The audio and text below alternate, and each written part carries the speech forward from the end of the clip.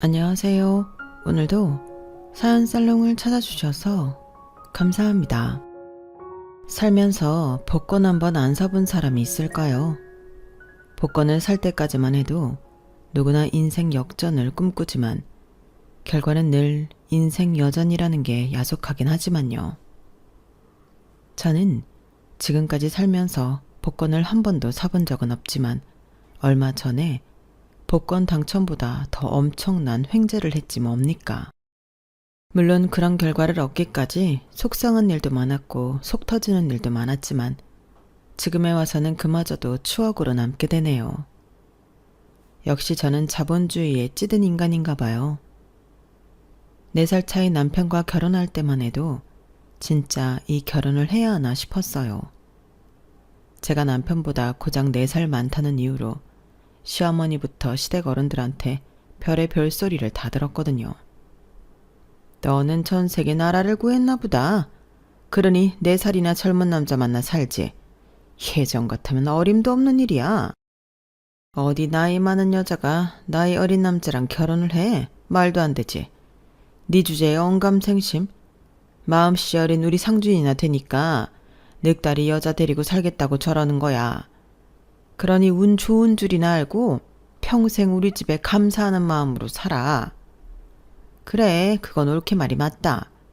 우리 오빠만 살아있었어도 이 결혼 절대 안 되는 거였어. 어디 여자가 없어서 나이 많은 여자랑 사냐고 난리였을 거다. 그리고 보면 올케가 보살이네. 나였으면 어림도 없어. 아니, 14살 많은 것도 아니고 고작 4살 많은 걸로 이런 소리를 들어야 하나요? 시어머니와 고모님들을 뵙고 온 그날부터 이 결혼에 대해 진지하게 생각하게 된 저는 남편한테 한동안 시간을 좀 갖자고 했어요. 그렇게 떨어져 지내는 동안 주변에서 남자 소개도 많이 들어왔지만 제가 남편이 싫어서 시간을 갖자고 한 게 아니기 때문에 모두 거절했어요. 게다가 그런 식으로 다른 사람을 만나는 건 양다리를 걸치는 거나 뭐가 다른가 싶었거든요. 헤어질 때 헤어지더라도 양심의 가책을 느낄 일은 만들지 않는 게 나을 것 같았어요. 그게 3년 넘게 사귄 사람에 대한 예의라고 생각했거든요. 그런데 글쎄 남편은 이런 저랑 다르게 떨어져 있는 기간 동안 3번이나 선을 봤지 뭐예요. 물론 어머님의 강요 때문이라곤 하지만 그래도 배신감이 느껴지는 건 어쩔 수 없었어요. 차라리 말을 말지 그랬어. 그랬으면 내가 모르고 넘어갔을 텐데 뭐하러 매번 선 볼 때마다 나한테 문자를 하냐고. 사람 놀리는 거야 뭐야? 말 안 하고 선 보는 건 자기를 속이는 짓이잖아. 난 그러고 싶지 않아. 엄마가 하도 닥달하셔서 형식적으로 나가는 자리긴 했어도 자기를 두고 선을 보는 거 욕먹더라도 솔직하게 낫다고 생각해.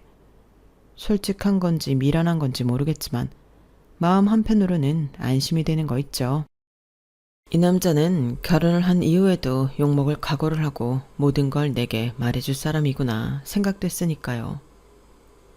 남편은 3번의 선을 봤지만 모두 퇴짜를 놓았어요. 처음부터 그럴 생각으로 나간 자리였다고 하더군요. 이렇게라도 하지 않으면 언미 포기하지 않을 것 같았다나요. 아무튼 남편의 그런 계획이 성공한 건지 어쩐지는 잘 모르겠지만 연이은 선짜리 파토는 어머님의 마음을 흔들긴 한 모양이었어요. 저를 다시 한번 만나보겠다고 하셨거든요. 일전에 찾아뵀을 때는 조신하게 보일 생각에 제가 너무 수수하게 하고 나가서 그런가 제 나이보다 더 많게 보신 것 같길래 이번엔 조금 화려하게 꾸미고 나갔어요. 제가 가지고 있는 유일한 명품백도 들고 나갔어요. 원래는 사치스러운 여자라는 이미지로 보일까봐 저렴한 백으로 들고 나갈까 했는데 하필 옷하고 색상이 안 맞아서 명품백을 선택한 거였어요. 그런데 이게 신의 한 수가 될 줄 누가 알았겠어요? 어머, 그 백 넘버가 땡땡땡땡땡 아니니? 나도 그거 사려고 오픈런까지 했는데 결국 못 샀잖니. 넌 그거 어떻게 구했니? 아, 전에 파리 출장 갔다가 현지 본점에서 샀어요. 텍스 리펀드까지 받을 수 있어서 한국에서 사는 것보다 훨씬 저렴하게 살 수 있었거든요. 그래? 예. 너 해외 출장 자주 가니? 아무래도 업무상 2달에 한 번꼴은 나가게 되는 것 같아요. 그 말에 어머님은 얼굴에 화색을 띠며 엄청 좋아하셨어요. 그러면서 식사를 마치고 일어나려는데 그러시더라고요. 예, 혹시 그 가방 칠르거든 나한테 되팔아라. 내가 중고 시세보다 잘 쳐줄게. 아니다, 네가 산 금액 그대로 다 쳐줄게. 어때? 나한테 팔지 않을래? 그 말의 순간 머릿속이 복잡해졌어요. 저야 굳이 모델 백을 들어야 할 이유가 없기 때문에 팔아도 상관은 없지만 시어머니들 분한테 돈을 받고 판다는 게 좀 그렇잖아요. 그렇다고 그냥 드리기에는 너무 아까웠어요. 수백만 원을 주고 사서 고작 3-4번 들은 백이니까요. 그래서 대답을 못하고 망설이고 있는데 어머님이 제 눈치를 살피시곤 그러시는 거예요. 너 잠깐만 여기 있어봐. 나 옆에 잠깐 갔다 올게. 그렇게 밖으로 나가신 어머님은 10분 정도 지나 다시 돌아오셨어요. 헐레벌떡 달려오셨는지 숨을 몰아쉬며 제 앞에 봉투를 내미셨어요. 모 은행 로고가 찍힌 돈 봉투더라고요. 너 보니 갈등하는 것 같길래 혹시라도 네 생각이 바뀔까 해서 근처 ATM에서 돈 뽑아왔다. 네가 얼마 주고 샀는지는 모르겠지만 한국에서 팔던 시세대로 넣었으니 아쉽지는 않을 거다. 어때? 그 가방 나한테 넘길 거지? 지금까지 봤던 어머님과 다르게 생기 넘치고 초롱초롱한 눈으로 제 앞에 서 계시는데 그 모습에 닭살이 올랐어요. 도대체 이 백이 뭐라고 이렇게 열정적으로 변하신 건지 저로서는 이해가 안 갔어요. 결국 그날 저는 어머님께 제 백을 팔았고 백 안에 들어있던 제 소지품은 식당에서 얻은 검은 봉지에 담아 집에까지 들고 왔어요. 어머님이 주신 돈 봉투에는 정말 제가 샀던 금액보다 훨씬 많은 금액의 돈이 들어있었어요. 본의 아니게 명품 리셀러가 되는 바람에 기분은 좀 그랬지만 생각지도 못했던 그 일 덕분에 저희는 결혼 허락을 받을 수 있었어요. 친한 직장 동료한테 이 얘기를 했더니 저만큼이나 황당하다는 반응을 보이더라고요. 아니, 명품백을 사드린 것도 아니고 명품백 리셀을 해드린 걸로 결혼 허락을 받았다고? 난 또 이런 경우는 처음이네. 얼마나 대단한 백이길래 그래? 혹시 연예인들도 쉽게 못 산다는 에르메스 벌킨이야? 아니야, 내 주제에 그런 백을 어떻게 사. 그냥 조그만 샤넬 백이야. 그러니까 더 황당하고 이해가 안 간다니까. 혹시 나한테 주신 그 돈 다시 돌려드려야 하는 걸까?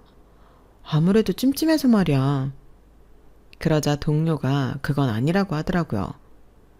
저희 시어머니가 명품을 좋아하시는 분 같으니까 차라리 명품 소품을 하나 사드리라고 했어요. 그래서 어차피 제가 백을 되팔고 남은 차액이 있으니 차라리 그 금액에 상응하는 지갑을 사드리기로 했어요. 파리 출장 때 명품 백을 사본 것 빼고는 한국에서 명품을 구입해 본 적이 없는 저로서는 명품 매장 문을 열고 들어가는 것 자체가 비현실적으로 느껴졌어요. 거기서 매장 직원의 도움을 받아 지갑을 구입해 집에 돌아왔는데 여기서 의도치 않은 오해가 생겨버렸지 뭐예요. 지갑이 담긴 명품 종이백을 제 책상 위에 놓아두고 샤워를 하러 간 사이에 엄마가 제 방에 들어와 그걸 보셨던가 봐요. 마침 엄마 생신이 며칠 뒤여서 엄마는 그게 엄마 생일 선물이라고 생각했던 거죠.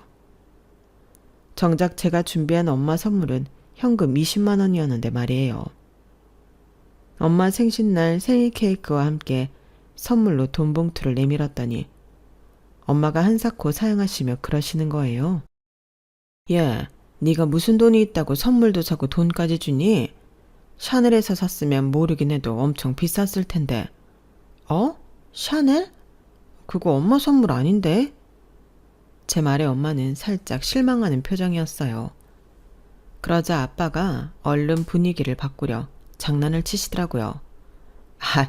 이 사람이 당신이 명품인데 그깟 샤넬이 뭔 대수야. 샤넬백을 한 트럭 가져와봐. 내가 당신이랑 바꾸나. 그러자 엄마가 피식 웃으시며 그러셨어요. 아유, 말은 잘해요. 하긴 샤넬백이 있어도 문제야. 그 백 들려면 옷도 사야지 구두도 사야 되는데 그게 돈이 얼마야? 차라리 그럴 돈 있으면 한우나 사서 우리 식구 실컷 먹이는 게 낫지. 난 샤넬보다 현금이 최고다. 말은 그렇게 하셨지만 엄마도 여잔데 왜 명품백이 탐나지 않겠어요. 비록 시어머니께 드릴 게 백이 아닌 지갑이긴 했지만 그래도 내 엄마한테는 한 번도 해드린 적 없는 선물을 남의 엄마한테 하려니 속이 쓰리고 서글펐어요.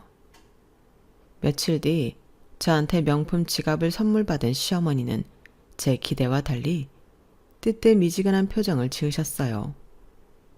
나 그거 있는데.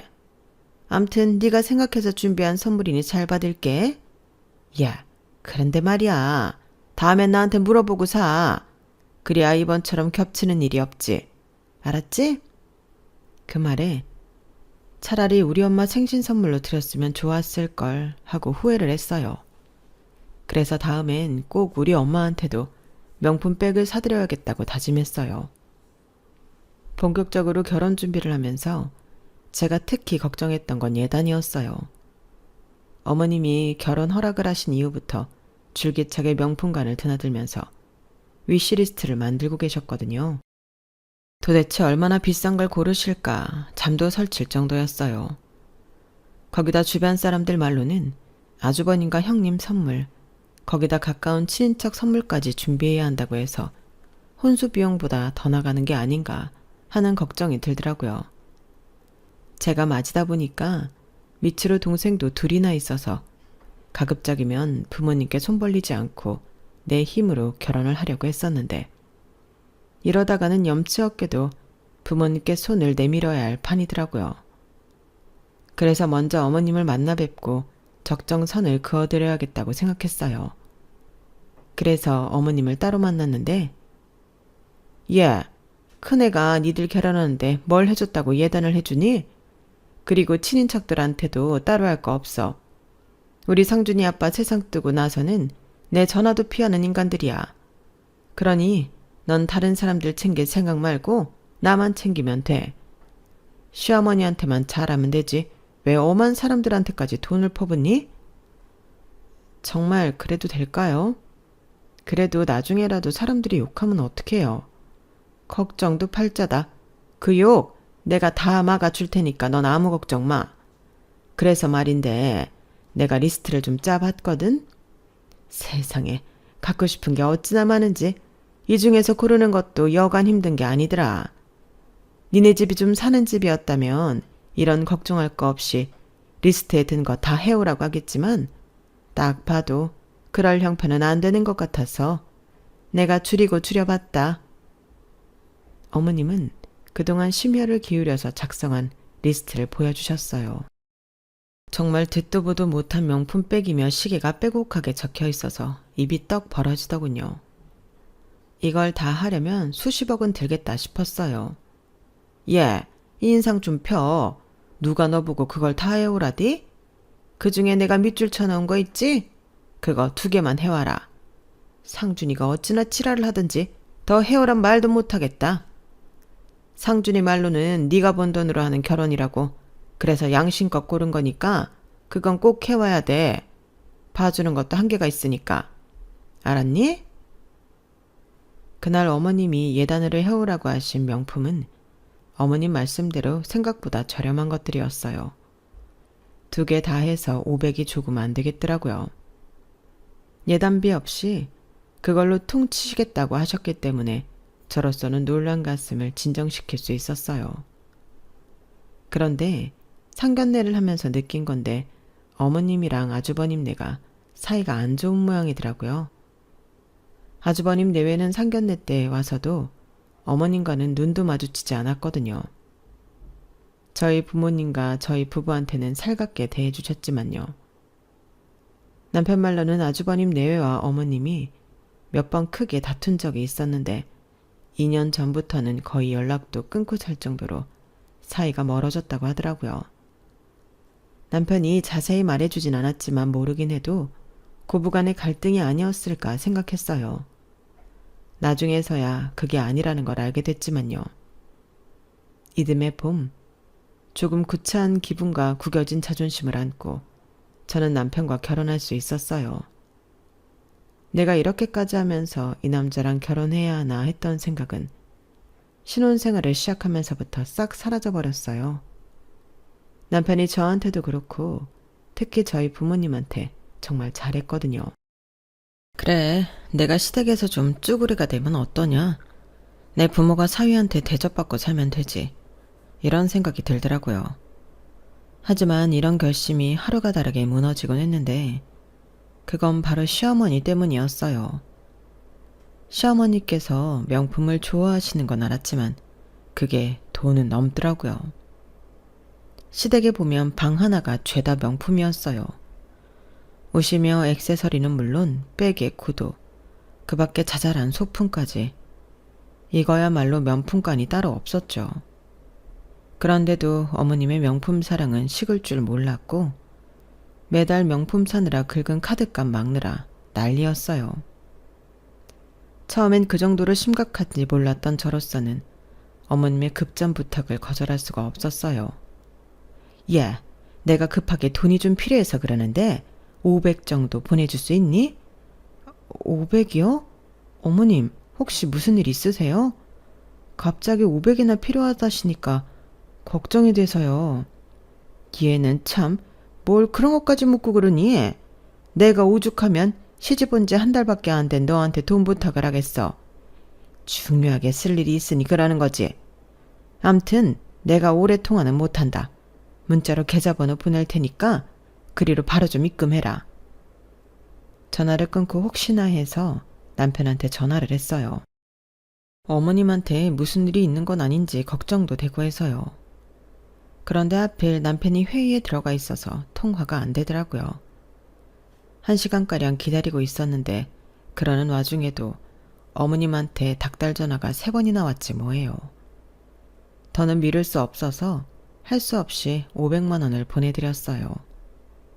그 돈은 제가 엄마 환갑 때 생애 첫 명품백을 사드리려고 몇 년간 따로 모아둔 돈이었지만 일단 급한 불부터 끄고 보자 싶었거든요. 그런데 회의를 마치고 뒤늦게 전화를 한 남편이 그 얘기를 듣고는 대뜸 화부터 내지 뭐예요. 아니, 그 큰 돈을 엄마한테 주면 어떡해? 어머님이 급하다고 그러시는데 그럼 어쩌라고. 자기는 회의 들어가서 연락도 안 되고 어머님은 10분이 멀다 하고 전화해서 닭다리신데 나보고 어쩌라고. 그러자 남편은 숨을 고르더니 미안하다고 사과를 하더군요. 그러면서 자기가 나한테 화가 나서 그런 게 아니라 어머님한테 화가 나서 그런 거라고 자초지종을 설명했어요. 그 말을 듣고 나니 이번엔 제가 화가 나더라고요. 뭐? 명품 사느라 긁은 카드 할부금이라고? 아니 도대체 얼마나 샀으면 할부금이 한 달에 500이나 나와. 한두 번이 아니었어. 예전엔 형수님한테 툭 하면 카드값 대납해달라고 그러셔서 형수님이 몇 번 내주셨는데 그런 요구가 끝도 없이 이어지니까 형이 나서서 대판 싸우고는 연락도 않고 살게 됐어. 며칠만 쓰고 주겠다고 해놓고는 갚을 생각도 안 하시는데 내가 형이라도 화나지. 그 말을 들으니 손끝이 덜덜 떨렸어요. 어머님께 보내드린 500만 원을 다시 돌려받을 수 없다는 얘기였으니까요. 그럼 어떡해. 그 돈 내가 엄마 환갑 때 명품백 사드리라고 모은 돈이란 말이야. 너무 화가 나고 어이가 없어서 나도 모르게 닭똥 같은 눈물이 뚝뚝 떨어졌어요. 어머님께 명품백은 허영을 채울 수많은 요소 중 하나겠지만 저희 엄마한테는 단 한 번도 가져보지 못한 귀한 선물이었거든요. 그런데 그걸 어머님 입에 덜컥 털어넣었다는 생각을 하니 미칠 것 같았어요. 내가 어떻게든 장모님 명품백을 해드릴 테니까 너무 걱정하지 마. 그리고 앞으로는 엄마가 전화해서 돈 얘기 꺼내면 나랑 얘기하라고 하곤 끊어. 내 선에서 처리할 테니까. 알았지? 남편이 말은 그렇게 했지만 솔직히 하나도 위안이 되지 않았어요. 부부 사이에 네 돈 내 돈이 따로 없는 거라서 500만 원을 홀라당 날려먹었다는 사실에는 변함이 없으니까요. 그래도 남편은 저한테 했던 약속을 지켜주었어요. 저희 엄마 환갑 때 명품백을 사왔거든요. 혹시 카드 할부로 산 게 아닐까 했는데 알고 보니 남편이 그 돈을 마련하려고 아르바이트를 했더라고요. 친한 선배들한테 부탁해서 외주 작업을 맡게 됐고 2달 가까이 주말에 쉬지도 않고 일을 한 덕에 마련한 귀한 돈이었죠. 자기 엄마 때문에 날린 돈이니 우리 생활비가 아닌 부업으로 채워야 하는 게 맞는 거라고 그러는데 고맙기도 하고 미안하기도 했어요. 사위 덕분에 생애 첫 명품백을 받게 된 엄마 얼굴에는 연신 웃음이 끊이지 않았어요. 혹시라도 흠집이 생길까봐 바닥에도 내려놓지 못하고 무릎 위에 가지런히 올려놓은 채 좋아서 어쩔 줄 몰라 하시더라고요. 저렇게 좋아하시는데 딸이 돼서는 진작 사드리지 못한 게 미안할 정도였어요. 딸보다 사위가 낫다는 생각이 들 정도로 그날 남편 덕분에 엄마는 행복한 하루를 보낼 수 있었어요. 그런데 그런 기쁨도 잠시. 시어머니의 전화 한 통에 제 기분이 시궁창에 처박혔지 뭐예요. 너 아주 웃긴다. 나는 너 생각해서 너 시집 올 때 싸구려 백이랑 선글라스 안에 해오라고 했던 건데 넌 내 아들 꼬셔서 네 엄마한테는 비싼 백을 선물하게 했더라. 이래서 며느리는 딸이 될 수 없다는 거야. 어떻게 지 엄마한테는 돈 안 아끼고 시애미한테는 그렇게 야박하게 굴 수 있는 거니? 그리고 말이 났으니 말인데 사부인한테 명품백이 어울리기나 하니? 돼지목에 진주목걸이지. 명품백은 나처럼 품이 있는 사람이나 드는 거라고. 그 말을 듣는데 순간 화가 치밀었어요. 무슨 말을 그렇게 하세요. 그리고 어머님, 잊으신 모양인데요. 불과 몇 달 전에 어머님이 저한테 500만 원 받아가신 거 기억 안 나세요? 어머님이 하도 급하다고 하셔서 보내드린 그 돈이 저희 엄마 환갑 선물 살 돈이었어요. 평생 명품백은커녕 20만 원 넘는 백 하나 가져본 적 없는 저희 엄마한테 생애 처음으로 명품백 사드리려고 제가 수년간 모았던 돈이라고요. 어머님한테는 푼돈처럼 느껴질지 모르겠지만 저한테는 엄청난 돈이었단 말이에요. 그런 돈을 빌려가 놓고 어머님이 10원짜리 하나라도 갚으셨어요? 제가 돈 달라고 할까봐 연락 딱 끊으시고 제 전화도 안 받으셨잖아요. 그리고요, 어머님처럼 남의 돈으로 명품 사드는 사람보다 한 푼 두 푼 아껴서 남편이랑 자식들 입에 좋은 거 먹이는 걸 행복으로 아는 저희 엄마가 훨씬 더 품이 있다고요. 그러자 어머님은 수화기 너머로 씩씩대시며 푸념을 하셨어요. 난 김 여사가 명품관에서 우리 상준이가 백 사는 걸 봤다고 그러길래 그래도 내가 둘째 아들은 제대로 키웠구나 했다. 어릴 때부터 지영이랑 다르게 엄마한테 살갑게 굴던 아들이라서 그 백을 다른 사람한테 줄 줄은 전혀 몰랐다고. 그런데 세상에 나한텐 구두 한 짝 사준 적 없는 놈이 장모한테 그 비싼 걸 선물했다니까 내가 속이 어떻겠니? 너라면 좋은 소리가 나가겠냐고. 내가 말을 심하게 한 건 있지만 그래도 너도 그러면 안 되는 거다. 어머님은 한참을 넋두리를 하시며 눈물 콧물을 빼셨고 그 얘기를 듣고 있어야 하는 저는 미칠 지경이었어요. 1시간 넘게 어머님의 일방적인 하소연을 들어야 했던 저는 통화를 마치자마자 소파에 쓰러지듯 누워버렸어요. 기가 쏙 빠져버렸거든요. 그런데 옆에서 그런 저를 본 남편이 그러더라고요. 엄마가 처음부터 명품에 정신 못 차리던 사람은 아니었어. 우리 아빠가 살아계실 때 엄청 바람을 피우셨거든. 엄마 말로는 엄마 몰래 내연녀를 신혼여행까지 데리고 갔다고 그러더라고. 시어머니 시집살이에 남편의 외도까지 엄마가 상처를 많이 받고 힘들어하셨어. 그러다가 하루는 백화점에서 평소 비싸서 쳐다보지도 않았던 반지를 하나 샀는데 그걸 볼 때마다 그렇게 통쾌하고 기분이 좋더란 거야. 그때부터 아빠가 바람을 피울 때마다 엄마는 아빠 월급으로 명품 백도 사고 구두도 사고 목걸이에 반지까지 사치를 부리기 시작하셨어. 아빠는 당신이 저지른 죄가 있으니 뭐라고 말도 못하고 있었고. 그렇게 시작된 엄마의 명품 쇼핑은 아빠가 돌아가신 이후에도 이어졌어. 이젠 아주 중독이 돼버린 거지. 신상이 나오면 안 사고는 못 배기는 거야. 그 바람에 아빠가 유산으로 남겨준 상가도 팔아먹고 양평 땅까지 팔아치웠는데도 아직도 허기가 가라앉지 않는 모양이야. 형은 이런 엄마를 정신병원에 보내야 한다고 그러는데 솔직히 나는 그렇게는 못하겠어. 내 엄마니까. 남편 말을 듣고 나니 이런 얘기를 담담하게 하는 남편도 가엾고 어머님도 불쌍하게 느껴졌어요. 원래는 저도 형님처럼 어머님과 연락을 끊고 살겠다 생각했었지만 도저히 그렇게는 못하겠더라고요. 그건 어머님을 위해서가 아니라 오로지 내 남편을 위해서였어요. 이런 제 마음을 아는지 모르는지 어머님은 매 순간 저를 시험하듯 일을 벌였고 돈 문제로 툭하면 저랑 실랑이를 벌이셨어요.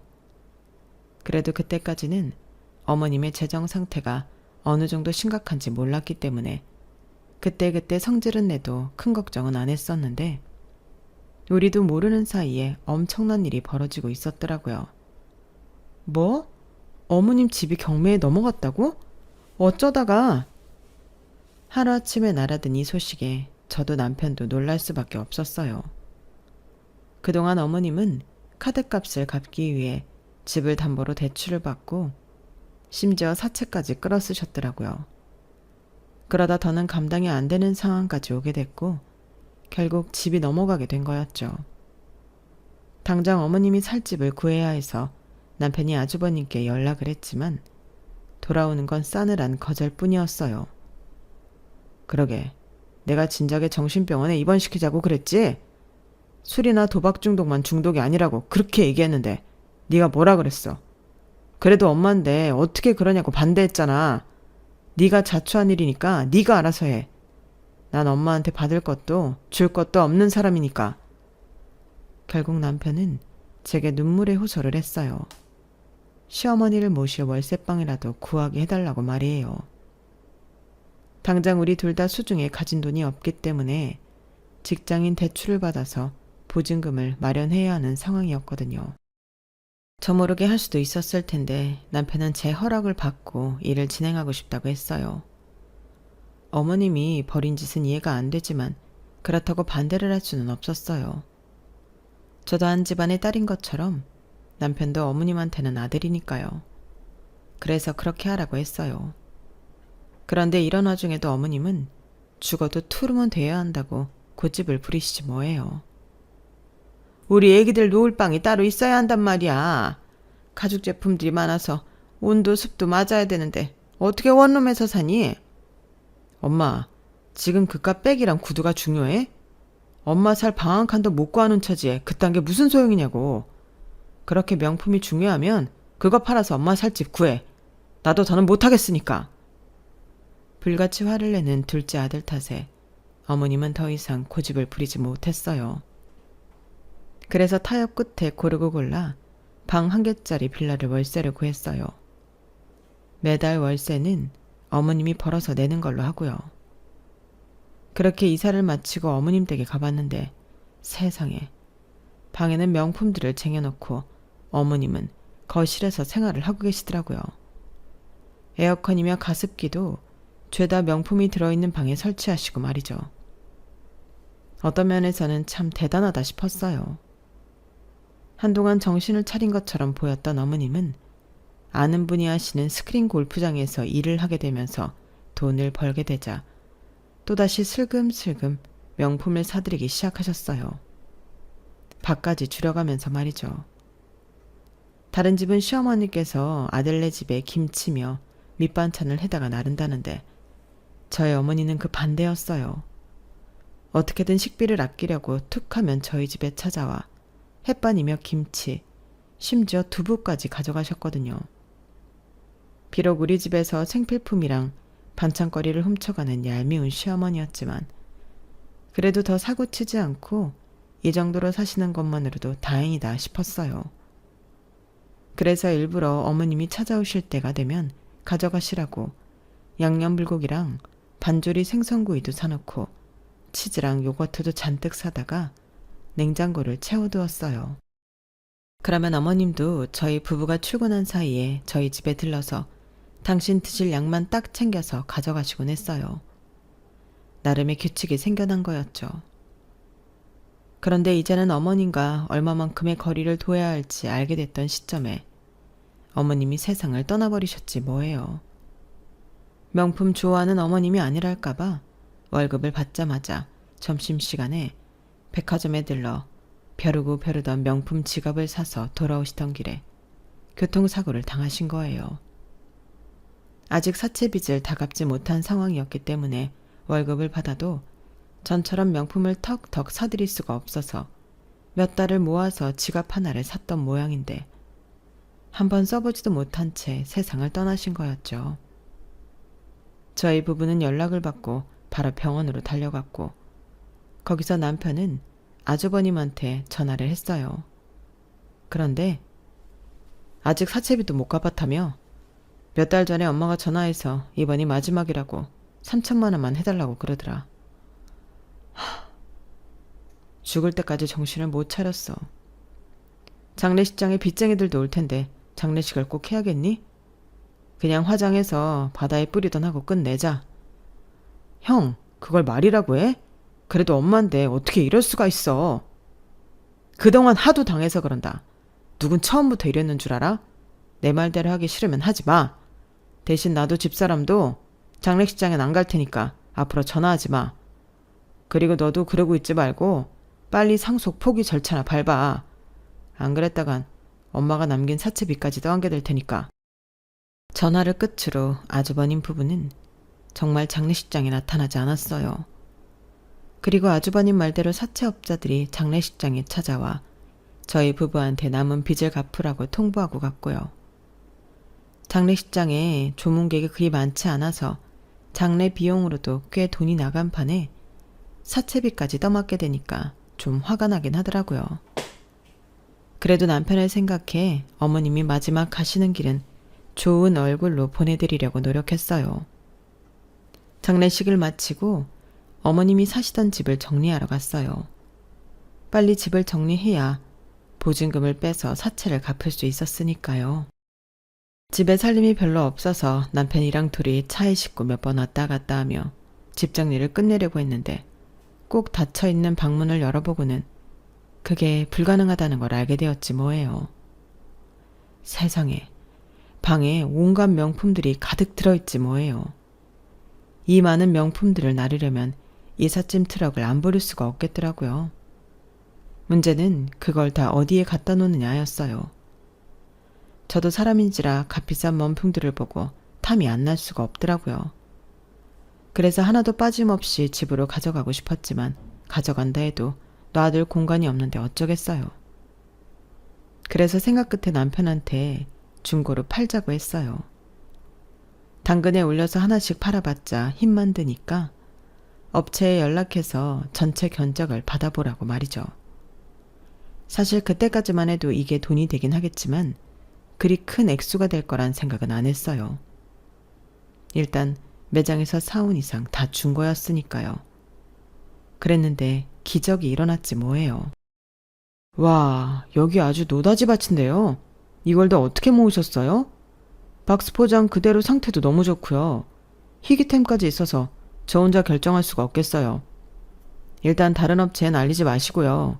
이틀만 시간을 주세요. 제가 대표님이랑 상의해서 가격 제대로 쳐드릴 테니까요. 업체 직원은 호들갑을 떨며 연신 감탄사를 내뱉었고 그 모습을 보고는 우리 생각보다 조금 더 받을 수 있겠다고 안심했어요.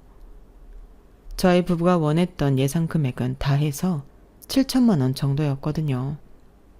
그런데 맙소사. 이틀 뒤 업체 직원을 통해 들은 금액이 도합 7억 8천만 원이더라고요. 솔직히 그 말을 듣는데 심장이 바닥까지 떨어졌다가 튕겨서 구름 위로 올라온 기분이었지만 티를 안 내려고 애써가며 일단 다른 업체에도 견적을 받아본 뒤 다시 연락하겠다고 했어요. 그랬더니 직원이 다급하게 그러는 거예요. 견적 받아보고 자신들한테도 한 번 더 기회를 달라고 말이죠. 7억 8천이라는 액수를 들은 우리 부부는 기가 막혀서 헛웃음밖에 안 났어요. 어머님이 그렇게 애지중지하시더니 그럴만 했구나 싶더라고요. 이후 몇 군데 업체에 견적 의뢰를 했고 그렇게 선택한 업체는 처음 견적을 받았던 곳이었어요. 하지만 금액은 처음 제시받았던 거에서 1억 2천이 오른 9억이었어요. 다른 업체에서 8억 8천까지 제시하길래 첫 번째 업체에 금액을 알려줬더니 바로 다음 날 9억을 부르더라고요. 명품들을 사 모으느라 어머님이 상가도 날리고 집도 날린 걸 생각해도 이건 남는 장사임에 틀림없었어요. 이래서 사람들이 명품 재테크를 하는가 보다 생각했어요. 어머님의 명품들 중 제가 가지고 싶었던 건 몇 개를 뺐기 때문에 그 가격을 제한 금액을 업체로부터 입금 받았어요. 하루아침에 복권 당첨보다 더 큰 횡재를 하게 된 우리 부부는 아직도 기분이 얼떨떨하기만 해요. 사실 아주버님이 장례식을 앞두고 상속 포기를 한다고 했을 때 저도 흔들렸었거든요. 그런데 남편한테 미안해서 그러자는 말만 못했을 뿐이었죠. 만약 그때 그렇게 상속 포기를 했더라면 오늘 같은 횡재는 없었겠죠. 이번 일을 겪고 나니 세상은 참 살고 볼 일이라는 생각이 드네요. 혹처럼 느껴졌던 어머님의 보물들이 알고 보니 금은 보화가 가득한 도깨비 주머니가 되었으니 말이에요. 어쩌면 이게 어머님이 노렸던 큰 그림이 아닌가 생각하며 사연을 마칩니다. 지금까지 제 사연을 들어주셔서 감사합니다. 오늘보다는 내일이 더 행복한 그런 분들이 되시길 바랍니다. 여러분, 사연 댓글에 응원과 현명한 조언 부탁드려요. 좋아요와 구독은 저에게 큰 힘이 됩니다. 오늘도 좋은 일 가득하세요.